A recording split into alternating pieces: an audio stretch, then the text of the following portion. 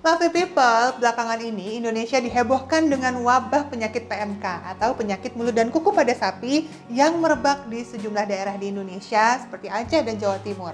Akibatnya banyak yang khawatir nih karena takut menular dari sapi ke manusia layaknya COVID-19. Nah, mengingat virus corona awal penularannya disebabkan dari hewan yang menular ke manusia, ditambah lagi daging sapi kan kerap kali dijadikan konsumsi masyarakat untuk makanan sehari-hari. Nah, terus bener nggak ya penyakit PMK pada sapi ini bisa menular ke manusia?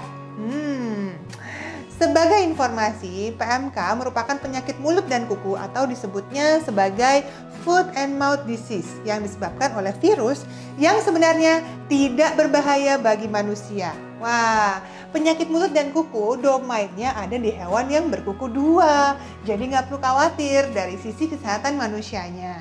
Dan perlu diingat bahwa penyakit PMK pada sapi ini berbeda loh dengan penyakit mulut dan kuku atau Hand, Foot, and Mouth Disease yang umumnya menyerang anak-anak. Kalau Hand, Foot, Mouth Disease atau HFMD yang kerap pula disebut sebagai flu Singapura, ini dipicu oleh jenis virus yang berbeda dengan PMK ini. Makanya, lovely people nggak perlu panik meski sejumlah penyakit ini telah mewabah di sejumlah daerah. Namun, ada beberapa bagian dari sapi yang terinfeksi tersebut disarankan untuk tidak dikonsumsi, yaitu organ-organ yang langsung terkena PMK-nya. Misalnya, mulutnya, bibir, lidah, jeroan, dan kakinya. Nah, kali ini aku mau kasih sedikit tips nih buat lovely people.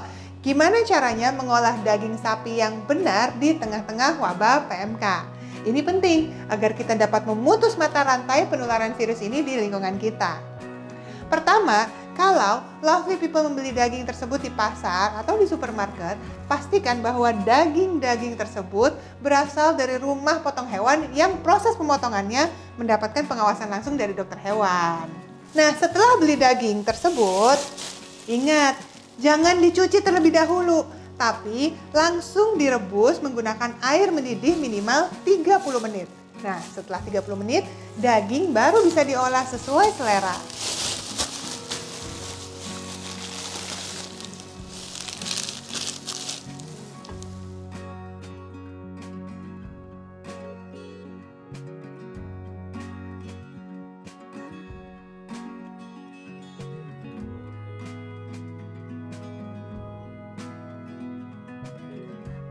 Nah, kenapa daging tidak dicuci? Karena ternyata daging kalau langsung dicuci itu bisa mencemari lingkungan sekitar kita. Karena kuman-kuman berbahayanya bisa langsung menyebar mengikuti arus air yang mengalir di limbah rumah kita. Nah, jika daging tidak langsung dimasak, maka bisa disimpan terlebih dahulu daging yang tidak dicuci ini ke dalam kulkas bagian chiller selama minimal 24 jam. Penyimpanan ini ada dua loh manfaatnya. Yang pertama, daging akan lebih cepat empuk saat akan diolah. Kedua, proses penyimpanan ini dapat membantu untuk mematikan virus PMK jika tercemar virus tersebut. Setelah 24 jam, lovely people bisa kemudian memindahkannya ke freezer untuk disimpan dalam jangka waktu yang lebih lama. Setelah 30 menit, baru bisa dilanjutkan proses pengolahan daging tersebut. Nah, setelah memasak, sampah-sampah bekas pembungkus daging dan jeroannya jangan langsung dibuang ke tempat sampah.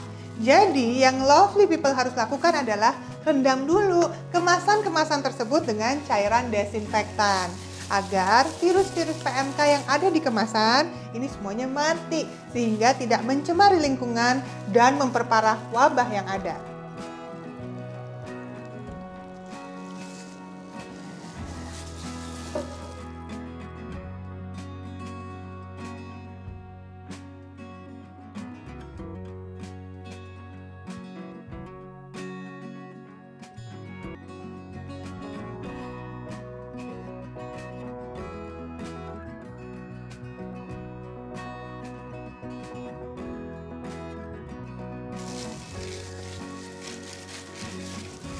Itu tadi tips seputar mengolah daging sapi dan limbahnya supaya kita tetap aman dari wabah PMK.